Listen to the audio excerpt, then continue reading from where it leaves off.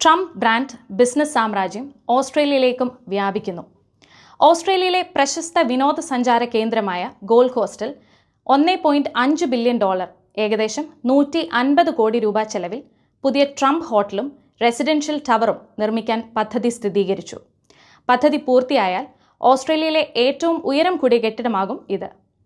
91 നിലകളുള്ള ഈ ആഡംബര ടവറിൽ 6 സ്റ്റാർ നിലവാരത്തിലുള്ള ഹോട്ടൽ സൗകര്യങ്ങളും 100 കണക്കിന് ലക്ഷറി അപ്പാർട്ട്മെൻറ്റുകളും ഉൾപ്പെടും.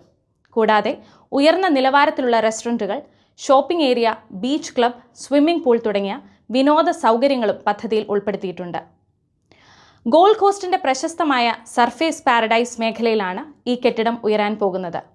നിർമ്മാണം പൂർത്തിയായാൽ നിലവിലെ ഉയരത്തിൻ്റെ റെക്കോർഡുകൾ മറികടന്ന് രാജ്യത്തിൻ്റെ സ്കൈലൈൻ തന്നെ മാറ്റിമറിക്കുമെന്നാണ് വിലയിരുത്തൽ. പദ്ധതി വിനോദസഞ്ചാര മേഖലയ്ക്ക് വലിയ ഉത്തേജനം നൽകുമെന്നാണ് വികസനാനുകൂലികളുടെ പക്ഷം. ആയിരക്കണക്കിന് തൊഴിലവസരങ്ങൾ സൃഷ്ടിക്കപ്പെടുകയും അന്താരാഷ്ട്ര നിക്ഷേപകരുടെ ശ്രദ്ധ ഗോൾഡ് കോസ്റ്റിലേക്ക് കൂടുതൽ ആകർഷിക്കപ്പെടുകയും ചെയ്യും. എന്നാൽ പദ്ധതി നടപ്പിലാക്കുന്നതിന് മുൻപ് ആവശ്യമായ നഗരസഭാ അനുമതികളും പരിസ്ഥിതി വിലയിരുത്തലുകളും പൂർത്തിയാക്കേണ്ടതുണ്ട്. എല്ലാ നിയമപരമായ നടപടികളും പൂർത്തിയാക്കിയ ശേഷം മാത്രമേ നിർമ്മാണ പ്രവർത്തനങ്ങൾ ആരംഭിക്കുകയുള്ളൂ.